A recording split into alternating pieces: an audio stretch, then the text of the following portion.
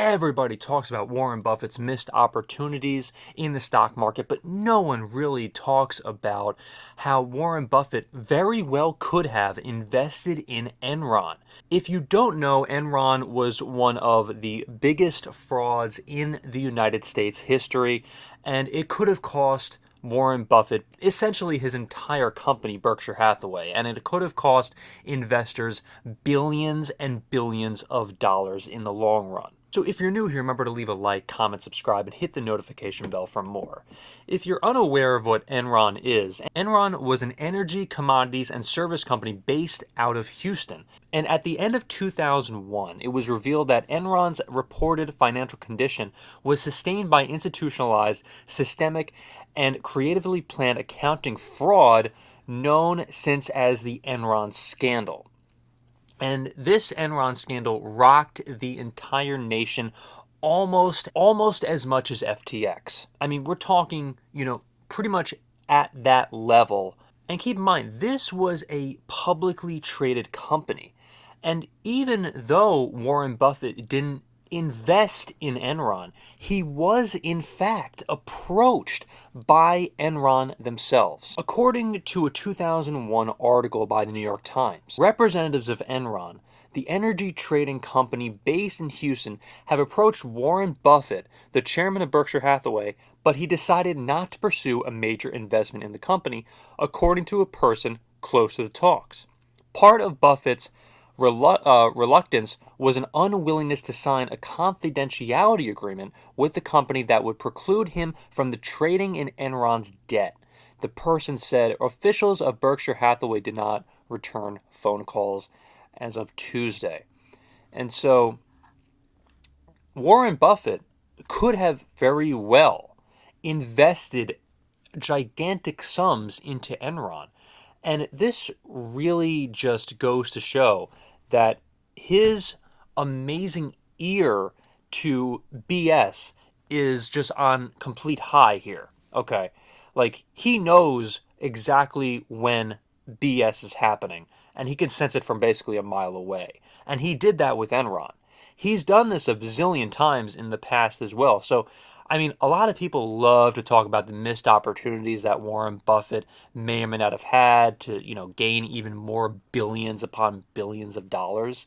But no one talks about the Enron scandal and, his potential to invest in this company, which could have very well happened here. And it could have cost people even more billions of dollars, And of course, as everyone probably knows, Enron did go bankrupt and they are no longer a company altogether.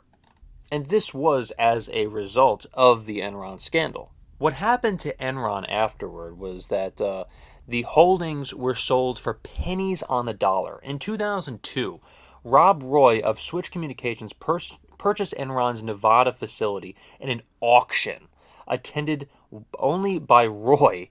Enron's fiber plans were so secretive that few people even knew about the auction to begin with. The facility was sold for over $930,000. Guys, this is pennies.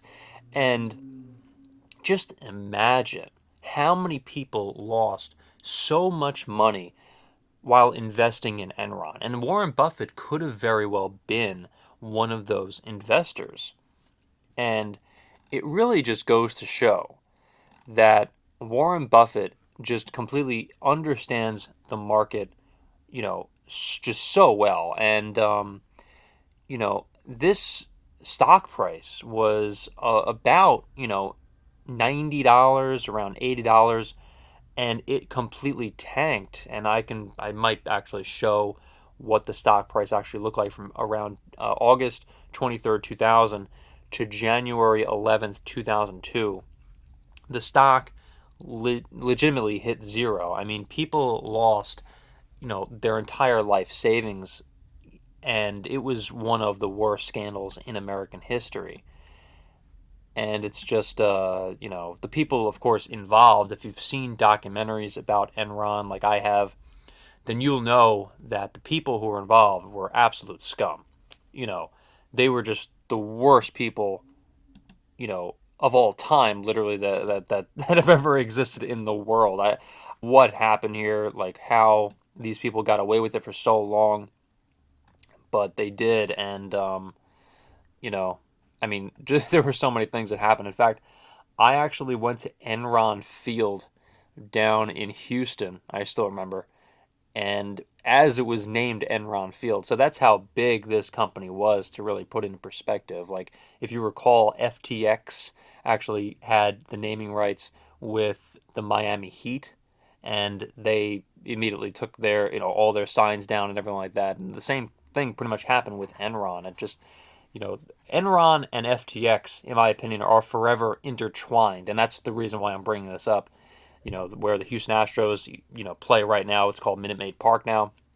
It used to be called Enron Field, and not a lot of people actually know that, because it was only Enron Field for about maybe a year or two, not too long.